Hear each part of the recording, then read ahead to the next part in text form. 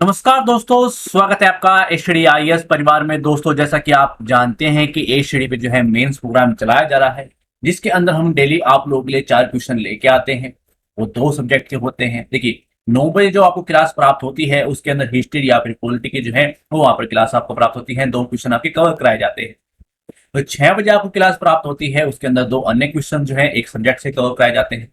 यानी कि जो आपके सब्जेक्ट हैं वो क्वेश्चन आंसर के हिसाब से हम कवर करा रहे हैं। देखिए, यदि आप कोई नए हैं या फिर जो लगातार हमारी वीडियो उम्मीदवार देखते हैं, उनका कोई नया स्टूडेंट आया है तो उसको बताना इंपॉर्टेंट होता है कि यहाँ पर क्या चल रहा है।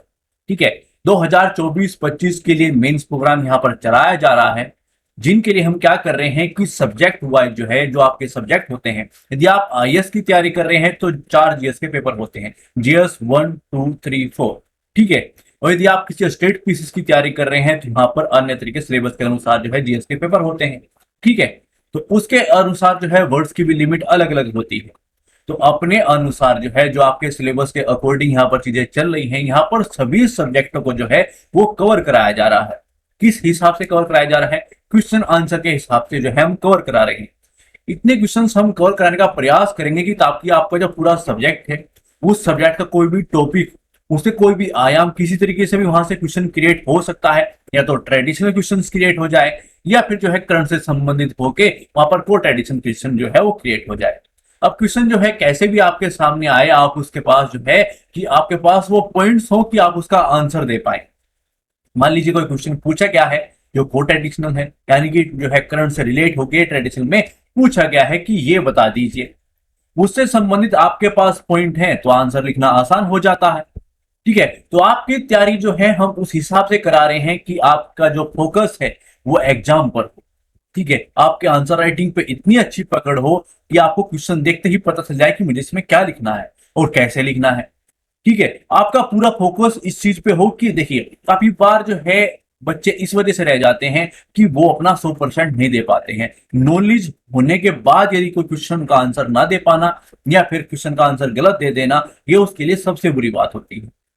ठीक है, यदि आप अपनी तैयारी इस हिसाब से, इसकी प्रैक्टिस इस लेवल की हो जाए कि आप लिख का अपना 100% वहां पर मेंस के अंदर दे पाए कि हाँ, जो मैं चाहता था, जिस तरीके से मैं लिखना चाहता था, उस तरीके से मैं लिख पा, वो कब कर पाएंगे कि यदि आपके पास पॉइंट टू पॉइंट नॉलेज होती है, आपको पता होता है कि इस क्वेश्चन का आंसर मुझे क्या लिखना है। ये दिमाग में क्वेश्चन आने के बाद, नॉलेज होने के बाद ये सोचना कि हाँ, इस क्वेश्चन का आंसर कैसे लिखूं, कैसे शुरुआत करूं, कौन कौन से पॉइंटों का इस्तेमाल करूं, और फिर निष्कर्ष क्या लिखूं। ठीक है, ये चीज थिंकिंग में आना थोड़ा सा जो है प्रॉब्लम्स क्रिएट कर सकता है। क्यों? क्योंकि आपकी उस लेवल की प्रैक्टिस नहीं है और टाइम जो है कंज्यूम जाएगा। मान लीजिए आप 7 मिनट में एक आंसर लिख सकते हैं, ठीक है, जो लिख देना चाहिए। ठीक है, 2 या 3 मिनट आपकी इस वजह से चली गई, 10 मिनट के आसपास आपने आंसर इस वजह से लिखा क्योंकि आपको थिंकिंग करनी पड़ी, सोचना पड़ा कि हाँ, मुझे इसका आंसर कैसे देना है, कैसे इसकी शुरुआत करनी है, कौन कौन से पॉइंट इसमें देने होंगे, क्या इससे संबंधित है मेरे पास नॉलेज, और उसको मैं कैसे बना के लिखूं, ये आपको सोचना पड़ा। अब आप एक ही क्वेश्चन को 10 मिनट के आसपास लिखेंगे तो फिर पूरा पेपर नहीं दे पाओगे, और यदि आप पूरे क्वेश्चंस को हल नहीं कर पाओगे तो क्या होगा? आप बाहर निकल जाओगे। देखिए, नॉलेज होना और नॉलेज उस तरीके से होना, आपकी प्रैक्टिस उस लेवल की होना, उस तरीके से प्रैक्टिस होना कि हाँ, आप अच्छे से आंसर लिख पाएंगे, ये दोनों डिफरेंट चीज होती है। ठीक है, नॉलेज होना अच्छी बात है, मगर अपनी नॉलेज को आप इस तरह से ढालना कि भाई हाँ, मुझे सब्जेक्ट की नॉलेज है और सब्जेक्ट के मुझे ऐसे पढ़ा हुआ है, सब्जेक्ट मुझे प्रत्येक क्वेश्चन का पता है, प्रत्येक टॉपिक से क्वेश्चन जो पॉइंट्स होते हैं वो मुझे पता है। ठीक है, तो आज की जो क्लास है, आइए देखते हैं उसके अंदर कौन से 2 महत्वपूर्ण क्वेश्चन हैं। पहला क्वेश्चन है कि लोकतांत्रिक सिद्धांत या फिर मौलिक अधिकारों को कमजोर करने वाले मनमाने संशोधन से सुरक्षा हेतु भारतीय संविधान के तहत कौन सी प्रणालियां मौजूद हैं। वो कितना अच्छा क्वेश्चन है। ठीक है, अब वो कौन कौन सी ऐसी चीजें हैं जो रोकती हैं उस मनमाने संशोधन को, उन सभी पॉइंट्सों का हम जिक्र करते चल जाएंगे। ठीक है, दूसरा क्वेश्चन है कि भारत के विभिन्न शहरी स्थानीय निकायों में प्रभावी अपशिष्ट प्रबंधन तथा स्वच्छता प्रणालियों की कमी हेतु जो है उत्तरदायी प्रमुख कारण कौन कौन से हैं। ठीक है, शहरी सिस्टम से क्वेश्चन आया है, पॉलिटी के ऊपर क्वेश्चन है, तो आइए देखते हैं कैसे लिख सकते हैं। शुरुआत करते हैं। पहला क्वेश्चन पूछा गया है कि लोकतांत्रिक सिद्धांत जो है या फिर जो मौलिक अधिकार है, उनको कमजोर करने के लिए, क्या करने के लिए? उनको कमजोर करने के लिए जो मनमाने संशोधन है, उनसे सुरक्षा हेतु भारतीय संविधान के तहत कौन सी प्रणालियां मौजूद हैं। तो उन सभी प्रणालियों का हमें जिक्र करते हुए ये बताना है कि ये इस चीज को कैसे रोकती है। ठीक है, यही तो क्वेश्चंस की डिमांड है। तो जो क्वेश्चंस की डिमांड है यदि हम अच्छे से समझ जाते हैं तो 50% काम खत्म हो जाता है। ठीक है, तो आइए उसकी शुरुआत करते हैं। देखिए, हाल ही के कुछ संविधान संशोधन में भारत के संवैधानिक आधार के साथ उसके समन्वय पर तीखी बहस को जन्म मिला। अब देखिए, यहाँ से बात करने से पहले मैं आपको बता दूं, देखिए हाल ही में जो घटना हुई है कुछ टाइम पीरियड के बीच, कुछ ईयर की चीजों पे आप जो है उसका इस्तेमाल कर सकते हैं। जैसे कि हमने इस्तेमाल करते हैं कि विशेष रूप से नागरिक जो अधिनियम है जो 2019 का है, संविधान के धर्मनिरपेक्ष मूल्यों के अनुरूप होने वाले सवाल उठाए गए उस टाइम पीरियड पे। अनुच्छेद 370 का निष्कर्षण हुआ। ठीक है, वो हमने दो एग्जाम्पल ले लिया क्योंकि हाल ही में वही एग्जाम्पल है। ठीक है, कि वही एग्जाम्पल अच्छे नजर आते हैं जो उस स्तर पर जो है एग्जामिनर को, आप सभी को एक ठीक है अच्छा खासी इनकी पब्लिसिटी हुई थी 370 की भी और नागरिक जो है अधिनियम की भी। तो वो दो एग्जाम्पल का यूज करते हुए हमने अपनी बात रख दिया कि हाल ही में ये दो चीजें हैं, इनके संबंध में हम बात करेंगे। ठीक है, इसकी परिप्रेक्ष्य में बात करते हुए हमने शुरुआत की है। अब मैं इस चीज पे इतना फोकस क्यों कर रहा हूँ, आगे क्यों नहीं बढ़ रहा हूँ। देखिए, मैं आपको ये बताना चाहता हूं क्योंकि आपकी कोई भी चीज मिस ना हो। ऐसा ना हो कि देखिए मेंस प्रोग्राम है तो मेंस प्रोग्राम के तहत हर चीज बतानी इंपॉर्टेंट है कि आप सब चीजों को पता हो। आप 2024 में एग्जाम देंगे या फिर 2025 में एग्जाम देंगे या फिर आप 26 में एग्जाम देंगे, ये क्वेश्चंस आ सकता है कि बताइए मनमाने ढंग से संशोधन के लिए भारतीय संविधान के तहत कौन सी प्रणालियां मौजूद हैं। प्रणालियां तो वही मौजूद रहेंगी, चीजें संविधान की चीजें तो फिर ना चेंज हो जाएंगी, अब वो रहेंगी। मगर क्या हो सकता है, नए संशोधन आ सकते हैं। समझ रहे हैं, नए संशोधन आ सकते हैं और आपको क्या करना है कि जब अपनी पृष्ठभूमि की आप शुरुआत करें और इस तरह के एग्जाम्पल दें तो जरूरी नहीं है कि आप इन्हीं एग्जाम्पल का यूज करें। आप अपडेट जो भी चीजें हुई हैं और इस तरह की चीजें हैं, ठीक है, तो उनका जिक्र करिए ताकि लगे कि आपकी स्टडी उतनी डीपली उतने अच्छे से आप जो है मेहनत करते हैं और आप डिजर्विंग उन एग्जाम्पल्स का आपको यूज करना है। कि हाल ही में 2024 है तो 2024 के आसपास कुछ हो जाता है तो 2025 के आसपास हो जाता है तो 26 में हो जाता है। तो जब भी आप अपना एग्जाम दे रहे हैं बस ध्यान रखिएगा कि हाँ ये घटनाएं हैं और मुझे इनका जिक्र करना। ठीक है, समझ गए होंगे, आगे बढ़ते हैं। ठीक है, इसी तरह की 103वें संशोधन अधिनियम 2019 में स्थापित जाति आधारित आरक्षण पर जो है आर्थिक आरक्षण के प्रभाव के बारे में बहस को जन्म दिया था। कुछ एग्जाम्पल साथ में दिए हैं, अपडेटेड हो तो वो भी दे दी थी। ठीक है, तो इसके बाद जो है निरस्त किए गए कृषि कानून के जो है किसानों के कल्याण और कृषि प्रथाओं के बारे में चिंताओं के कारण जो है सैद्धांतिक सिद्धांतों की उनकी जो है सुसंगतता पर बहस को बढ़ावा मिला है, उसने बढ़ावा दिया है उस चीज को। ठीक है, अपनी बात को रखा और किस परिप्रेक्ष्य में ये चीजें जाने वाली है उस और चीजों को मोड़ देना, एक परवाह दे देना। आइए इसके पॉइंट्स भी नोट कर लेते हैं कि वो कौन से तंत्र हैं जो डिजाइन किए हैं मनमाने संशोधन को रोकने के लिए, है जो तंत्र जो डिजाइन किए गए हैं जो संविधान के अंदर है। पॉइंट टू पॉइंट अपनी बातों को रखते चलेंगे कि हाँ ये पॉइंट है, ये पॉइंट है, ये है, ये है, ये है, ये है। अब आप अपनी बात तो रख देंगे, एग्जाम्पल के साथ रखिएगा ताकि आपकी बातों में प्रभाव एक प्रमाण के रूप में वो काम करे। कैसे करना है हम बताते चलेंगे, यहाँ पर हवाई फायरिंग नहीं होगी कि ऐसे कर लेना वैसे कर लेना, नहीं, ऐसे होता है, ऐसे बताया जाएगा। ठीक है, कठोर संशोधन की प्रक्रिया है यहाँ पर जो 368 के तहत है वो क्या है कि संशोधन की प्रक्रिया जो है जानबूझकर जटिल रखी गई है। इसके लिए संसद के दोनों सदनों में कोई 2/3 बहुमत या विशेष बहुमत या आधे राज्यों के अनुसमर्थन की आवश्यकता होती है। अलग अलग चीज के अंदर अलग अलग चीज होती है, वो डिपेंड करता है कि संशोधन किस चीज के अंदर किस तरह किया जा रहा है। ठीक है, अब ये चीज एग्जाम्पल के साथ अपने प्रमाणित कीजिए। 24वें संशोधन अधिनियम 1971 में जो है मौलिक अधिकारों से संबंधित प्रावधानों में संशोधन की आवश्यकता को बढ़ावा दिया जिससे कि इन अधिकारों के लिए जो है अधिक स्थिरता सुनिश्चित हुई है। अब आपने एक बात रखी कि हाँ ऐसी हमारी जो है प्रणाली है वो कठोर है, लचीली नहीं है। ठीक है, उस आर्टिकल का जिक्र कर दिया जिस आर्टिकल से वो संबंधित है। ये भी एक इंपॉर्टेंट हिस्सा है कि आप पॉलिटी की बात कर रहे हैं तो उस आर्टिकल का वहां पर जिक्र कर दीजिए जिससे वो संबंधित है। आपने वो कर दिया, भाई मुझे ये आर्टिकल है, ये इससे संबंधित है सर, मैंने जिक्र कर दिया। ठीक है, अब आपने संशोधन की बात की तो वो एक एग्जाम्पल के साथ अपनी बातें रख दी कि भाई हाँ ये एग्जाम्पल है और ये चीज हो गई, इस चीज से संबंधित ये है, ताकि वो क्या लगे कि हाँ आपने कुछ बात रखी, उसका एक प्रमाण भी आपने दे दिया। ठीक है, अगला पॉइंट नोट करेंगे, ऐसे ही अपना एक पॉइंट रखते चल जाएंगे और एक एग्जाम्पल के साथ अपनी बात को जो है प्रमाणित करते चल जाएंगे कि भाई ये घटना है और इस तरह का एग्जाम्पल ये है। उसे लगेगा कि आपकी जो तैयारी है वो बहुत अच्छी है, आप डिजर्विंग कैंडिडेट हैं।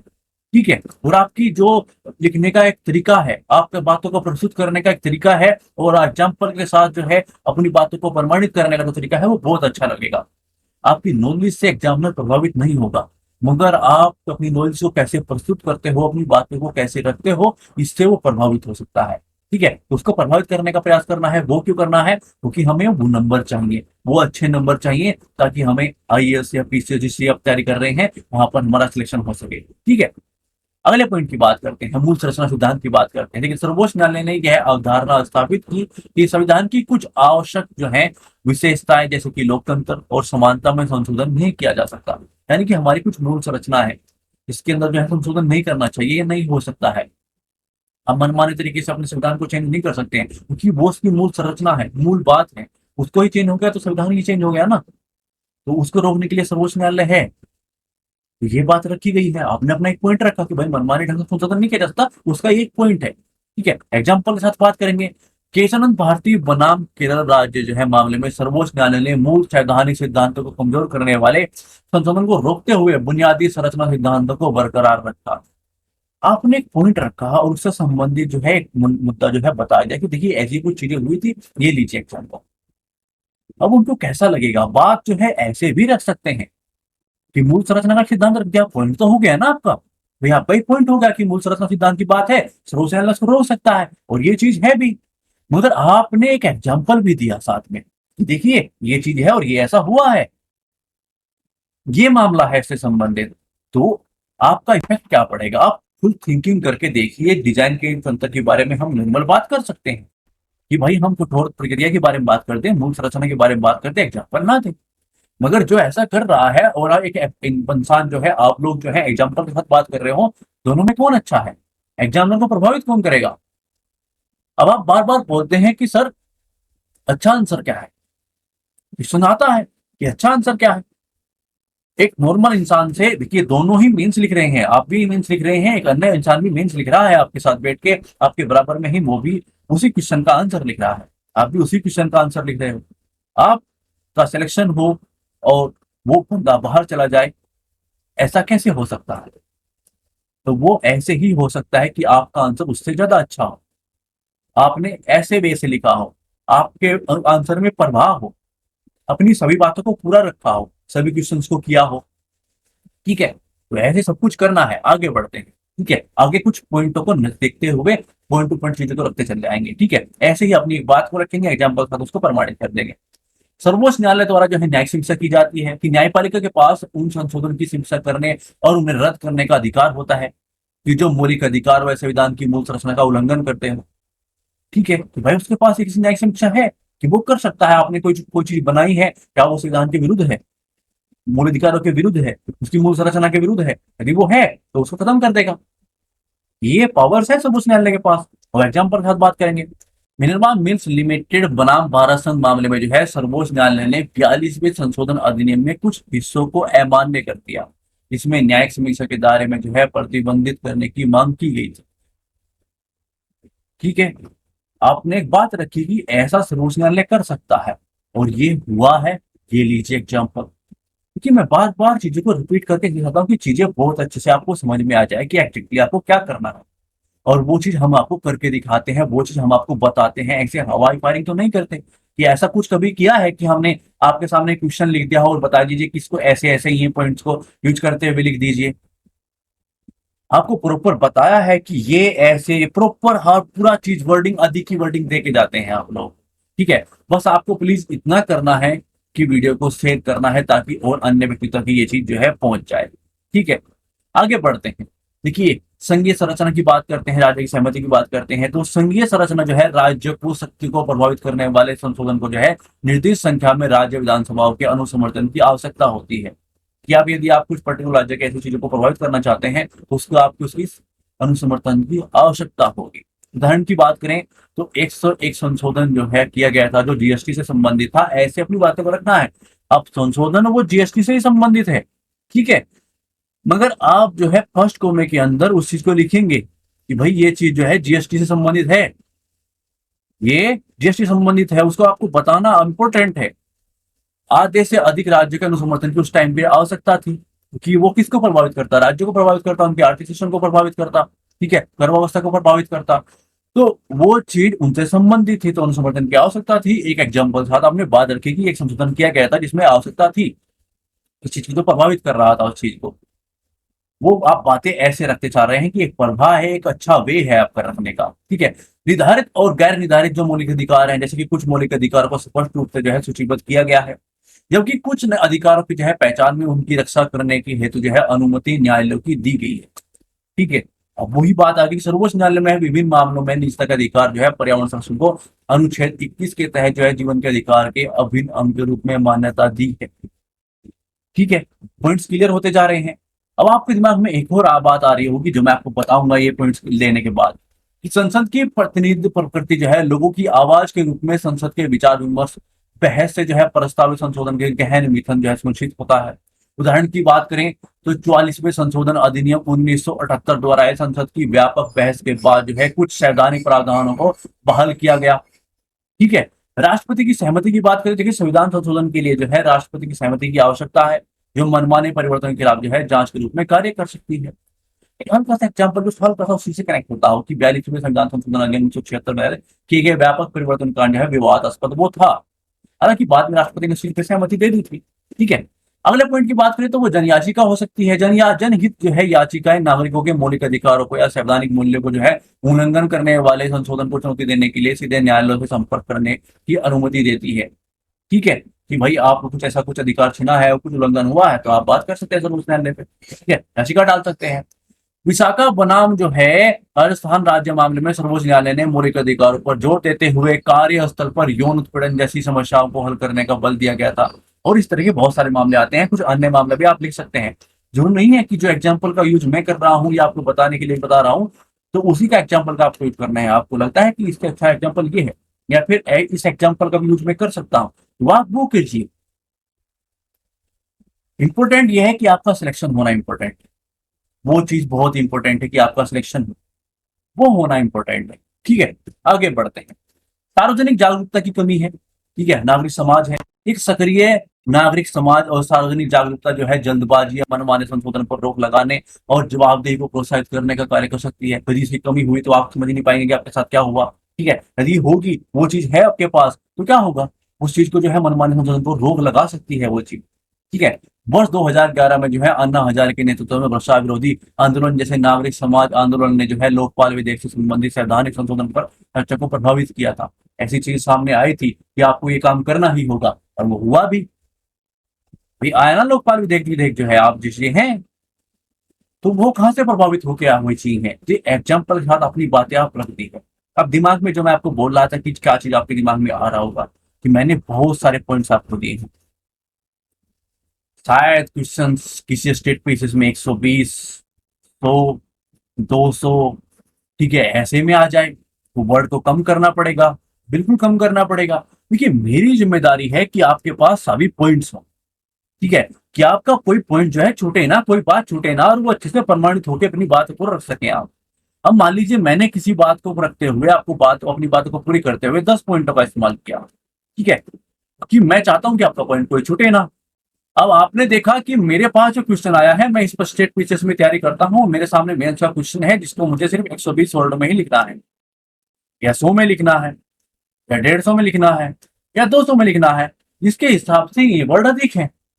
अब मैं क्या करूं, तो सब सिंपल सा चीजें है जो आपके क्वेश्चन के अनुसार, जो आपके क्वेश्चन के अनुसार जैसे क्वेश्चन दिया गया है उसमें आपको ये पॉइंट इस्तेमाल हो सकते हैं और आप कर रहे हैं, ठीक है।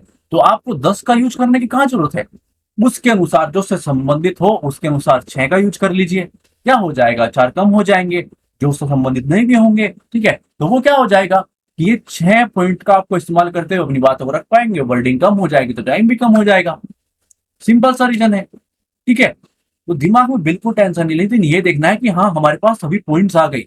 अब क्वेश्चन कैसे भी घुमाएंगे कैसे भी पूछा जाए, मैं और ये पॉइंट का इस्तेमाल मैं किसी अन्य क्वेश्चन में अलग तरीके से जो पूछा गया है थोड़ा सा टच है यहाँ पर, वहां पर ये चीजों का यूज कर सकता हूं। ठीक है भाई, संशोधन के अंदर एक जटिल प्रक्रिया है कि हाँ किस लिए, क्योंकि मनमाने ढंग से संशोधन ना कर पाए, इसके तहत इसकी पॉइंट्स का यूज कहीं और भी अन्य तरीके से क्वेश्चन पूछे जाने में हो सकता है। तो वहां पर मान लीजिए 2 का पॉइंट का इस्तेमाल हो जाए तो आपके 2 पॉइंट काम आ जाएंगे ना, 3 का हो जाए या फिर 6 का इस्तेमाल करके प्रॉपर क्वेश्चन इस तरीके से आ जाए तो वर्डिंग के हिसाब से यूज कीजिएगा। ठीक है, टाइम की प्रॉब्लम नहीं है, बस थोड़ा सा कम कर देना है, अपने क्वेश्चन के अनुसार जैसे पूछा गया है वहां पर उस तरीके पॉइंट का यूज करना है। ठीक है, टेंशन बिल्कुल नहीं लेनी है। इसका की बात करें तो कि भारतीय संविधान के प्रमुख वास्तुकार डॉक्टर भीमराव अंबेडकर ने जो है इन सुरक्षा उपायों के महत्व पर जोर दिया और उन्हें संविधान के एक जीवन दस्तावेज के रूप में देखा गया, जिससे अपने मूलभूत सिद्धांतों को बनाए रखते हुए जो है समाज की बदलती जरूरतों के अनुरूप होना चाहिए। हालांकि उन्होंने संशोधन प्रक्रिया के दुरुपयोग को रोकने के लिए आवश्यकता को भी पहचान, जो कि लोकतंत्र और अधिकारों के साथ जो है कमजोर कर सकती है, उनको जो उनका जो सार है उसको कमजोर कर सकते हैं, कमजोर कर सकती है। तो ये ऐसे आप अपना निष्कर्ष ले सकते हैं, इन तरह के पॉइंट का इस्तेमाल कर सकते हैं। और टाइम का सिस्टम की प्रॉब्लम्स हो कि हाँ मान लीजिए मैंने कोई 10 पॉइंट दिए हैं और आपको लगता है कि मुझे तो 6 पॉइंट में ही अपनी वर्डिंग को लिखना पड़ेगा, तो अपने संबंधित कुछ पॉइंट जो हो रहे हैं उससे वो इस्तेमाल करते हुए अपने जो है क्वेश्चन का आंसर दे दीजिए। ठीक है, आगे बढ़ते हैं, अगला क्वेश्चन देखते हैं। अगला क्वेश्चन है कि भारत के विभिन्न शहरी स्थानीय निकायों में जो है प्रभावी अपशिष्ट प्रबंधन तथा व्यवस्था प्रणालियों की कमी है, तो जो है उत्तरदायी प्रमुख कारण कौन कौन से हैं। तो इसकी शुरुआत करेंगे कि हाँ इसकी शुरुआत कैसे कर सकते हैं, वो कौन कौन से पॉइंट है, ये कारण बताते हुए आगे चलेंगे। कारण पूछे गए हैं, कुछ संबंधित जो हल्के से उपाय बताएंगे जो आपके लिए इंपॉर्टेंट है, काम आ सकते हैं। क्वेश्चन जो है अन्य तरीके से पूछा जा सकता है, तो हमारी जिम्मेदारी है कि आपके सभी चीजों को पूरा किया जाए। तो आइए चलते हैं, शुरुआत करते हैं। भारत में शहरी स्थानीय निकाय जो है स्थानीय सहकारी निकाय है, ठीक है, जो कि शहरों और कस्बों का जो है प्रबंधन करते हैं। 74वें संविधान संशोधन अधिनियम 1992 का उद्देश्य इन स्थानीय निकायों को अधिक प्रभावी बनाना है, स्थानीय स्तर पर जो है लोकतंत्र को बढ़ावा देना, यह सुनिश्चित करना कि शहर जो है सतत विकसित हो सके। ठीक है, अपनी बात को रख दी। आवास और शहरी मामलों के मंत्रालय के 2022 के सर्वेक्षण के अनुसार 55% के आसपास जो है पर्याप्त कचरा संग्रहण सुविधाएं नहीं है। जिससे संबंधित क्वेश्चन पूछा गया है उससे संबंधित ही, और जिस चीज से वो पॉलिटी के अंदर संबंधित है उसका जिक्र करना प्रॉपर, जो कि आपके लिए बहुत इंपॉर्टेंट है कि भाई जो है सारी सिस्टम की बात हो रही है तो वो किस संशोधन के तहत अपनाया गया था, कुछ उसका पॉलिटी संबंधित जिक्र करना बहुत इंपॉर्टेंट है। यदि आप आंसर लिख रहे हैं किसी पॉलिटिकल क्वेश्चंस का, वो किसी आर्टिकल संबंधित है तो या किसी अधिनियम से संबंधित है तो उसका जिक्र कीजिए, वो इंपॉर्टेंट है। ठीक है, मान लीजिएगा वो इंपॉर्टेंट है, वो करना ही चाहिए। किसी अधिनियम से संबंधित है तो उस अधिनियम का जिक्र कीजिए, आर्टिकल संबंधित है तो आर्टिकल का जिक्र कीजिए वहां पर। ठीक है, इससे संबंधित है उसका वहां पर जिक्र कीजिए। आगे पढ़ते हैं, वो कारण जान लेते हैं, वो पॉइंट टू पॉइंट कारण पे बात करेंगे। ठीक है, अपर्याप्त बुनियादी ढांचा है, संसाधन है, उसकी कमियां हैं, तो उस चीज के बारे में एक पॉइंट लिखेंगे कि भाई क्या है। सीपीसीबी एक रिपोर्ट के अनुसार जो है भारतीय शहरों में उत्पन्न कुल कचरे का केवल कितना 59% एकत्रित किया जाता है, और इस एकत्रित कचरे के बड़े हिस्से को जो है अनुचित तरीके से निपटान किया जाता है। यानी हमारे पास बुनियादी ढांचा नहीं है और संसाधन नहीं है, वो अपर्याप्त है। रिपोर्ट के अनुसार ये चीजें हैं, और वो बात हमने किस चीज के तहत, एक आंकड़े के तहत, एक रिपोर्ट के तहत जो है प्रमाणित करते हुए बताया जाए कि उसका निपटान भी अच्छे तरीके से नहीं किया जाता है, उसका तरीका अच्छा नहीं है, अपनी बात को रख दिया, ये कारण है। ठीक है, अगला क्या है कि जनसंख्या वृद्धि और शहरीकरण है। भाई ये भी तो प्रॉब्लम हो रही है कि जनसंख्या वृद्धि हो रही है, शहरीकरण बढ़ रहा है, उसकी बातों पर तीनों शहरीकरण के कारण जो है अपशिष्ट उत्पादन में वृद्धि हुई है, जिससे जो है मौजूद अपशिष्ट प्रबंधन प्रणालियां प्रभावित हुई है। अब मैं इन चीजों का यूज क्यों करता हूं, मैं सीधे पॉइंट पॉइंट भी आपको बता सकता हूं, आज मैं वो भी चीज आपको बताऊंगा। ठीक है, कि इन चीजों का यूज करने का भी एक कारण है, किस चीज का, हेडिंग्स का यूज करने का एक कारण है, जिसको कोई भी चीज यहाँ बिना कारण के नहीं हो रही है। आपके दिमाग में कभी भी ये मत लेके आना कि सर ऐसे करा रहे हैं, ये चीज बता रहे हैं, पॉइंट टू पॉइंट तो बात होती है, मगर इन चीजों का यूज क्यों करते हैं, जरूरी थोड़ी है हेडिंग का यूज करना, बिल्कुल भी जरूरी नहीं है, और मैं चाहूँ तो मैं यूज भी नहीं करूंगा। मगर इसका एक कारण है जो मैं आज जो आपको बताने वाला हूं, कि इसका मैं ऐसा क्यों करता हूं, आपके पास ये भी चीज जाए ऐसा मैं क्यों चाहता हूं, उसका मैं प्रॉपर आपको बताऊंगा, वो समझिएगा कि मैं ऐसा क्यों चाहता हूं। देखिए मैं अभी बता देता हूं कि भाई देखिए, मैंने इस हेडिंग का यूज किया, ये बताया कि जनसंख्या वृद्धि और शहरीकरण का प्रयोग है। जैसे कि मैं अगला पॉइंट है कि भाई मुंबई और दिल्ली जैसे शहरों में क्या हो रहा है, जनसंख्या वृद्धि के कारण जो है अपशिष्ट प्रबंधन बुनियादी ढांचे को बढ़ावा दिया जा रहा है, जिसके परिणाम स्वरूप जो है अपर्याप्त अपशिष्ट निपटान के साथ प्रदूषण बढ़ रहा है। पॉइंट क्लियर हो गया। ये पॉइंट क्लियर करने के बाद मैं तुरंत आपको बता दूंगा कि मैं ऐसा क्यों कर रहा हूँ। विनियमों उचित परिवर्तन के बाद जो है इसकी पॉइंट की बात करें तो खुले डंपिंग के खिलाफ जो है नियमों के बावजूद इनके परिवर्तन के अभाव के जो है कारण कई शहरों में अनधिकृत जो है डंप साइट मौजूद है। वर्ष 2020 के सर्वेक्षण में पाया गया था कि लगभग 13.8% जो है शहरी परिवारों में अनियमित कचरा संग्रहण का अपनाया गया। ठीक है, अब ये कारण हम देख रहे हैं। अगला क्या है कि अगला कारण क्या हो सकता है कि अपशिष्ट प्रसंस्करण की कमी है। कि विश्व बैंकिंग रिपोर्ट 2018 के अनुमान लगाया कि भारत में जो है प्रतिदिन लगभग 1,50,000 टन ठोस अपशिष्ट उत्पन्न होता है, जिसका एक बड़ा भाग अपर्याप्त बुनियादी ढांचे और संसाधन कारण जो है एकत्रित नहीं हो पाता है। ठीक है, वजन आवंटन की प्रॉब्लम है। ठीक है, आवास और शहरी मामलों के मंत्रालयों में जो है आंकड़ों के अनुसार नगर पालिका बजट में जो है अपशिष्ट प्रबंधन के लिए आवंटन अक्सर जो है वास्तविक आवश्यकताओं को कम होता है। ठीक, उसकी आवश्यकताओं से कम होता है वो चीज। उदाहरण की बात करें तो भारत सबसे बड़े जो शहर हैं उनमें से एक बेंगलुरु है, जो लगातार अपशिष्ट प्रबंधन चुनौतियों का सामना करना पड़ रहा है। उसके टाइम पीरियड पे आपके जब आप इस चीज का पॉइंट का यूज कर रहे हो, उस टाइम पीरियड पे उससे संबंधित कुछ इस तरह की आपके सामने न्यूज आए, कोई रिपोर्ट में दी जाए कि ये शहर में कुछ घटनाएं हुई हैं, इससे संबंधित ये चीज हो रही है, तो उस शहर का आप जिक्र यहाँ पर कर सकते हैं, एग्जाम्पल यूज उस सिटी का आप कर सकते हैं। ठीक है, ये समझ के चलिएगा। डंपिंग ग्राउंड जो है लैंड फील्ड की कमी है। दिल्ली में जो है गाजीपुर लैंडफिल जो है देश के सबसे बड़े डंपिंग स्थलों में से एक है, जिसकी ऊंचाई जो है ताजमहल से भी अधिक है। ये अलग ही है। ठीक है, इसकी अस्थिरता और भूस्खलन की संभावना के कारण जो है इसमें इसे क्या कहा जाता है, टाइम बॉम्ब कहा जाता है। तो ये चीज समझिएगा। देखिए, मैं आपको बता रहा हूं, जैसे कि मैं आगे उपाय भी जो है आपको बताऊंगा। अब मैं इन पॉइंटों का इस्तेमाल पहले पहले ये बता दूं कि भाई हाँ, ये पॉइंटों का इस्तेमाल यहाँ पर क्यों हो रहा है। देखिए, ये इस कारण से हो रहा है। देखिए, आप समझिए, आपको 20 क्वेश्चन लिखने हैं। टाइमिंग की किसी भी वजह से कुछ भी हो सकता है, आप नहीं समझ पाए या फिर कुछ क्वेश्चन इस तरह के थे कि कुछ क्वेश्चंस को समझने में मुझे थोड़ी देरी हो गई। कारण कुछ भी हो, बहुत सारे कारण हो जाते हैं। मान के चलेगा, पहली बात तो जो चीज हमने मुहिम स्टार्ट की है वो आपका टाइम बचाएगी। क्यों? क्योंकि आपके पास चीजें पॉइंट टू पॉइंट होंगी, आपको पहले ही पता होगा कि इस क्वेश्चन को कैसे हैंडल करना है। क्योंकि आपने ऐसे स्टडी करी होगी तो चीजें कितनी आसान हो जाएगी, टाइम बच जाएगा। मगर 1% कुछ क्वेश्चन ऐसे आ गए जो आपके सामने प्रॉब्लम्स क्रिएट की और आपकी टाइमिंग जो है अधिक चलेगी उनका आंसर देते हुए। अब आपके सामने 3 क्वेश्चन बचे हुए हैं और टाइम सिर्फ एक क्वेश्चन लिखने का ही है।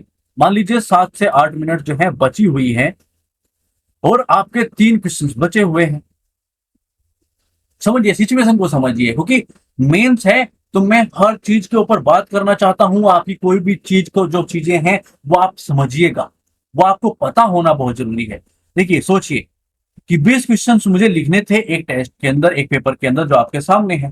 ठीक है, अब आप 17 लिख चुके हैं, मगर कुछ कारण से कुछ क्वेश्चन जो है कठिन थे या किस तरीके से, जिससे आपका टाइम ज्यादा चला गया और आपको लग रहा है कि, या आपको पता है कि भाई 7-8 मिनट बचे हैं और मेरे 3 क्वेश्चन बचे हैं, तो क्या करूं। या तो एक दो चीज हो सकती है कि या तो मैं एक आंसर लिखूं, एक प्रॉपर जो है किसी क्वेश्चन का आंसर लिखूं, जो कि बहुत अच्छे से और अच्छा आंसर लिख के, मतलब पूरा जो है अच्छे से आंसर लिख दूं मैं, जो एक बहुत अच्छे से आराम से लिखा जा सकता है। 7-8 मिनट में आप एक आंसर अच्छे से लिख देंगे। ठीक है, अब ये ठीक है। या फिर दूसरा टाइप, वो क्या है कि आप वो 2-2.5 मिनट जो है हर आंसर में दें। अब आप बोलेंगे 2-2.5 मिनट में तो आंसर लिखा ही नहीं जा सकता, तो मैं कैसे ही दूं। बिल्कुल, देखिए आपको क्या करना है, जो पेज होते हैं, ठीक है, ऐसे पेज होता है, ऐसे जो वहां पर आता है। ठीक है, तो उसमें आपको क्या करना है, आपको प्रयास करना है कि आपने 2-3 लाइन के अंदर जल्द से आपकी एक पृष्ठभूमि लिख दीजिए कि भाई, या फिर पृष्ठभूमि मत लिखिए, बिल्कुल मत लिखिए, कोई बात जरूरत नहीं है कि पृष्ठभूमि लिखने की कोई जरूरत नहीं है। आपका टाइम ऐसे बचा हुआ है तो पृष्ठभूमि में जरूर मत लिखिए। जैसे कि अब देखिए, इसने कारण पूछे हैं, कारण पूछे हैं, सीधा सीधा सा लिख दीजिए। कितना टाइम लगेगा आपका कि भाई ये जो पॉइंट्स है जो मैं आपको हेडिंग प्रोवाइड करा रहा हूँ, तो ये बजट देखिए मैं समझिए, मैं आपको समझाऊंगा तो आप कितनी आसानी समझ पाओगे। तो भाई कारण पूछे, उत्तर डालिए कि भाई फर्स्ट पॉइंट में क्या बताने वाला हूं, ये बताने वाला हूं उत्तरदायी कारण क्या है इस चीज के, कि जो अपशिष्ट प्रबंधन है उसकी व्यवस्था प्रणाली के लिए अभाव हेतु उत्तरदायी कारण क्या है। कि आपने हेडिंग डाल के क्या किया, आपके पास ऐसे पूरे पॉइंट लिखने की टाइम नहीं है, तो क्या करोगे, अपर्याप्त बुनियादी ढांचा और संसाधन, फर्स्ट पॉइंट डाल दिया, आगे लिखने की जरूरत नहीं। ठीक है, उसको थोड़ा सा अच्छे वे में लिख दीजिए। अच्छे वे यहाँ पर मैं खुद फॉर्म लिखा हूँ, तो भाई अच्छे वे में मैं किस तरह की बात करना चाहता हूँ, एक नॉर्मल आप हेडिंग डाल दीजिए। दूसरी बात क्या है कि जनसंख्या वृद्धि और शहरीकरण वृद्धि हो रही है, तो उसकी वजह से उत्तरदायी कारण ये रहा। ठीक है, दूसरी बात क्या है, आगे हम कौन कौन से पॉइंट की भाई विनियमों और अनुचित परिवर्तन की बात होती है, आपने अगला पॉइंट लिख दिया। ठीक है, अगला पॉइंट क्या लिख दिया कि अपशिष्ट पृथक्करण की कमी है, एक पॉइंट डाल दिया। बजट आवंटन की प्रॉब्लम है, ये भी आपने डाल दिया कि भाई डंपिंग ग्राउंड और लैंड फिल की कमी है, ये आपने एक प्रॉब्लम डाल दी। आपने बस ऐसा करना है, जो वन लाइन टू लाइन ऐसी चीजें लिखते चले जाएंगे, ऐसे थोड़ा थोड़ा सा हल्का हल्का गैप देते चलना है। पॉइंटों को वन लाइनर छापने हैं, वन लाइनर। टाइम की प्रॉब्लम है ना, तो वन लाइनर। इसका मैं ऐसा क्यों बता रहा हूं, किसकी वजह क्या है ये भी समझिएगा। आपने वन लाइनर छापने हैं ऐसे, और प्रयास कीजिएगा कि आपके वन लाइनर, जैसे कि मान लीजिए उसने कारण और उपाय पूछे हैं किसी क्वेश्चन का, मतलब सीधा सीधा ही यह है कि उसमें उस चीज में जो पर्टिकुलर क्वेश्चन आया है उसके कारण बताने हैं और उपाय बताने हैं, बस ये चीज आपको करनी है। इसमें आपको क्या करना है, कारण एक दो तीन, वन लाइनर बेस, पूरा नहीं लिखना, बस वो हेडिंग डालनी, क्योंकि टाइम नहीं है ना, आपके पास 2 मिनट के आसपास का टाइम है। वो एक क्वेश्चन के पास उसने आपने डिवाइड कर लिया, 3 क्वेश्चन लिखने हैं। इंपॉर्टेंट ये है कि सारे क्वेश्चन होने जरूरी है, एक अच्छा आंसर लिखने से ज्यादा इंपॉर्टेंट है कि वो तीनों पूरे हों। उसकी वजह भी मैं आपको बताऊंगा बताऊंगा, टेंशन मत लीजिए। 3 4 5 जो भी आपने है, 4 5 हेडिंग में वो चीज को पूरी कर दी भाई। ये वन लाइनर छाप के आपने कारण बता दिए, वन लाइनर छापने आपने उपाय बता दिए। ठीक है, वो पूरा हो गया। कितना टाइम लगेगा, 2 मिनट के आसपास आपको इस काम करने में, ज्यादा टाइम लगेगा ही नहीं। 2 मिनट में आप कारण और उपाय आराम से बता देंगे, क्योंकि आपको सिर्फ वन लाइनर छापने हैं। प्रयास कीजिएगा कि वो कारण उपाय जो है 1.5 पेज के आसपास चले जाए। अब आप सोचेंगे 1.5 पेज के आसपास कैसे चले जाएंगे सब, वन लाइनर तो है, हल्का हल्का सा स्पेस देते चलिए। इतना स्पेस, जैसे मान लीजिए एक यहाँ पर लिख दीजिए आप, एक यहाँ पर लिख दीजिए। ठीक है, और वो थोड़ा सा ऐसा लगे, ऐसे वे में लिखना, थोड़ा सा बड़ा बड़ा, कि भाई उसको लगे कि कॉपी थोड़ी सी भरी हुई है। ऐसा नहीं है कि बिल्कुल एक यहाँ पर छाप दे, एक यहाँ पर, वो उसका लगे पता नहीं क्या कर रहा है बच्चा, नहीं। उसको थोड़ा सा लगे कि भाई कॉपी जो है हल्की हल्की भरी हुई है, थोड़ी स्मार्ट थिंकिंग चीजें करनी पड़ेगी, क्योंकि वो मैं आपको तरीके बता रहा हूँ कि इन्हीं चीज की जरूरत पड़ती है। ठीक है, बस आपको क्या करना है, वन लाइनर छापते हुए और कारण और उपाय बता के, मैं बात कर रहा हूँ एग्जाम्पल। अब उसमें चुनौतियां भी हो सकती हैं, उसमें अन्य चीजें भी हो सकते हैं, कुछ अन्य तरीके से कुछ पूछा गया है तो उसके कुछ अलग तरीके पॉइंट हो सकते हैं, कुछ भी पूछा जा सकता है। एग्जाम्पल कारण उपाय के मैंने लिए हैं। ठीक है, उनका पॉइंट का इस्तेमाल करते हुए 1.5 पेज के आसपास भर दीजिए, हल्का हल्का गैप देते हुए, लगे कि भाई पूरा पेज सब मतलब भर रहा है पेज। ठीक है, ऐसा नहीं है, तो 1.5 पेज के आसपास। क्या होगा, मान कर चलो 10 नंबर का क्वेश्चन है। ठीक है, क्या होगा, वो आपको 6 नंबर के आसपास, आपने अच्छा, तब होता है कि जब आपने बहुत अच्छा आंसर लिखा हो तब इतने नंबर मिलते हैं, ये तो 5 के आसपास ही नंबर मिलेंगे, वो भी अच्छे आंसर पर ही। ठीक है, तो इसमें क्या होगा कि वो 1.5 से 2 आपको नंबर दे देगा। भाई 2 के आसपास दे दिए या फिर 2.5 के आसपास दे दिए, अच्छा नंबर नहीं देगा। सही बात है कि 2.5 नंबर एक क्वेश्चन के ऊपर अच्छा है ही नहीं, मगर प्रॉब्लम है, भाई आपके सामने प्रॉब्लम है। मान के चलिए कहा आपको 5 नंबर के आसपास मिलने वाले थे, यदि आप एक लिखते, अब क्या होगा, वो 2 2.5 आपको नंबर देगा। भाई आपने चीजों को पॉइंट, उसको लगेगा कि हाँ सारे पॉइंट्स तो क्लियर कर दिए हैं, कारण बता दिए हैं, उपाय बता दिए हैं, मगर उस तरीके से प्रॉपर आंसर नहीं है। ठीक है, क्योंकि टाइमिंग की प्रॉब्लम है। यदि ऐसा किसी बच्चे के साथ हो जाता है, उम्मीदवार के साथ, तो उसको क्या करना है, 2.5 नंबर के आसपास आपको मिल जाएंगे। भाई 2 नंबर मिल गए, 2.5 नंबर मिल गए, ये हो गया। प्रयास कीजिएगा ये तीनों ही कारण, जब आप तीनों ही चीजें हो गई, आपने तीनों क्वेश्चन ऐसे लिख लिए, तो 2 से 2.5 नंबर आपको मिलेंगे, हर क्वेश्चन पर, हर आंसर पर मिल जाएंगे। ठीक है, कि बर्थडे, वो आपके लिखने के तरीके ऊपर भी डिपेंड करेगा कि आप कैसे कितने अच्छे से वे में वो कार्य जो है मैं आपको बता रहा हूँ वो फुलफिल कर पा रहे हैं, उसको आपकी प्रस्तुतिकरण कैसी है, वो चीज भी उस चीज पर निर्भर करेगी। यदि मान के चलिए कि 2 से 2.5 नंबर के बीच में आपको नंबर मिल गए, तो कितने नंबर आ गए आपके, भैया आपके नंबर आएंगे 7 के आसपास। मान के चलो आपको पूरे ही 7 8 नंबर आपको मिल गए, 7 8 नंबर आपको मिल गए, किस चीज पर मिले, उन 3 क्वेश्चन पर आपको सिर्फ 7 8 नंबर मिले, और उस एक पर आप कितना भी प्रयास कर लीजिए 5 से 6 नंबर अधिक नहीं ले पाओगे। सही बता रहा हूं मैं आपको, 5 से 6 नंबर से अधिक आप उस पर नहीं ले पाओगे, और वो भी तब आते हैं जब आंसर बहुत ही अच्छा हो। और उस टाइम पीरियड पे आपके दिमाग में प्रेशर ये भी होगा कि यार 2 क्वेश्चन छूट गए, तो शायद आप उतना अच्छा आंसर ना लिख पाए। ये करोगे तो नंबर अधिक मिल जाएगा। कहां पर आपको 8 नंबर के आसपास नंबर मिल सकते हैं, कहां पर आपको 5-6 भी बहुत मुश्किल हो जाएगा नंबर मिलने।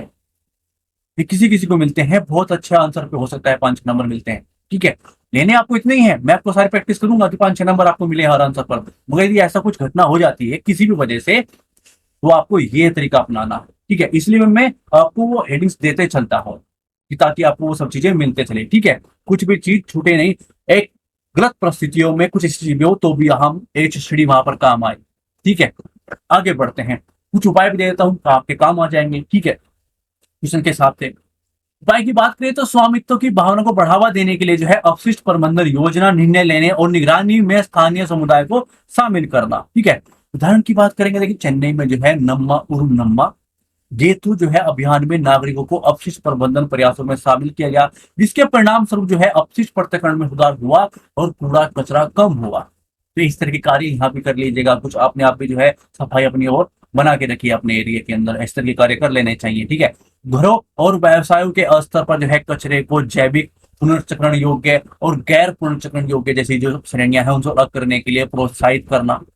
उदाहरण की बात करें तो सूरत जो है नगर निगम द्वारा स्रोत पृथक्करण व सफलतापूर्वक लागू किया गया, जिसके जो है रिसाइकलिंग दरों को वृद्धि हुई और लैंड फिलिंग में कमी आई।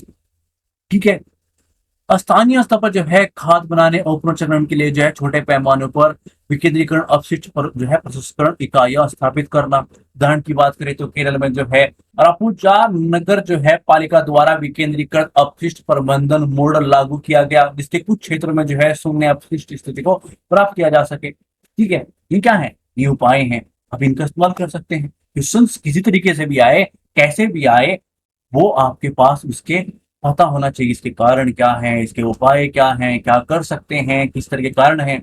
ठीक है, सब पता होगा तो कितना आसान हो जाएगा आंसर लिखना जब आपके पास क्वेश्चन आंसर आएगा। ठीक है, आधुनिक अपशिष्ट प्रबंधन तकनीकें जैसे कि अपशिष्ट से ऊर्जा, जैविक मीथेन, कुशल संग्रहण प्रणालियों में निवेश करना। ठीक है, उदाहरण की बात करें तो दिल्ली में जो है वेस्ट टू वंडर पहल के तहत जो है कचरे को ऊर्जा निर्माण सामग्री सहित जो है उपयोगी उत्पादन में रूपांतरित किया गया। कुशल अपशिष्ट संग्रह जो है प्रसंस्करण और प्रबंधन के लिए निजी संस्थानों के साथ सहयोग करना। उदाहरण की बात करें तो इंदौर नगर निगम में जो है PPP मॉडल में कचरा संग्रहण और परिवहन की जो है सेवाओं में सुधार हुआ। कैसे अपनी बात रखते हैं और पॉइंटों के साथ एक एग्जाम्पल को प्रमाणित कर देते हैं कि यहाँ पर इस तरह की चीजें हुई हैं, ये इस तरह की चीजें हुई हैं, ये इस तरह की चीजें हुई हैं। कितना अच्छा लगता है आपका आंसर। ठीक है, कि अपनी बातों को आप कैसे रिप्रेजेंट करते हैं, कैसे प्रस्तुत करते हैं उस चीज को। ठीक है, आपकी प्रेजेंटेशन कैसी है, बातों को रखने का तरीका कैसा है। अपशिष्ट उत्पादन संग्रह दर जो है प्रसंस्करण दक्षता में जो है ट्रैक करने के लिए मजबूत निगरानी प्रणाली लागू करना। एग्जाम्पल की बात करूं तो आवास और शहरी मामलों के मंत्रालय द्वारा जो है स्वच्छ सर्वेक्षण रैंकिंग द्वारा जो है स्वच्छता प्रदर्शन का आकलन किया जाता है। ठीक है, तो एग्जाम्पल के साथ अपने बात रख दी है। अब बात करते हैं निष्कर्ष की। देखिए, भारत में जो है 15वें वित्त आयोग ने अपनी सिफारिशों में ठोस अपशिष्ट प्रबंधन, जल आपूर्ति व स्वच्छता जैसे कुछ संकेतों के आधार पर जो है इसको प्रदर्शन और आधारित अनुदान के आवंटन को प्रस्ताव दिया और सतत विकास को बढ़ावा देने में जो है शहरी क्षेत्रों में जीवन की गुणवत्ता में सुधार हेतु शहरी शासन की भूमिका को मान्यता दी। ठीक है, तो ऐसे अपनी पॉइंट जो है निष्कर्ष के रूप में लिख सकते हैं, ऐसे अपने पॉइंट दे सकते हैं, ऐसे अपने कारण बता सकते हैं, ऐसे अपने उपाय बता सकते हैं। अब क्वेश्चन वो इस टाइप के क्वेश्चन जो है कैसे पूछा जाए, इसमें कारण उपाय पूछे जाए। ठीक है, कहीं पर जो है कुछ उपाय देने हो, कहीं पर कुछ कारण बताने हो, इन पॉइंटों को आप इस्तेमाल कर सकते हैं। ठीक है, अपने वर्डिंग के अनुसार इस्तेमाल कर सकते हैं। तो हमारा ये प्रयास आपको कैसा लग रहा है, प्लीज कमेंट बॉक्स में जरूर लिखिएगा। प्लीज वीडियो को लाइक कर दीजिए, चैनल को सब्सक्राइब कर लियो। प्लीज हम आपसे रिक्वेस्ट करते हैं बार बार की वीडियो को शेयर कर दीजिए, जहां पर जिससे भी आप कनेक्ट है वीडियो को शेयर कीजिए। थैंक्स फॉर वॉचिंग, धन्यवाद।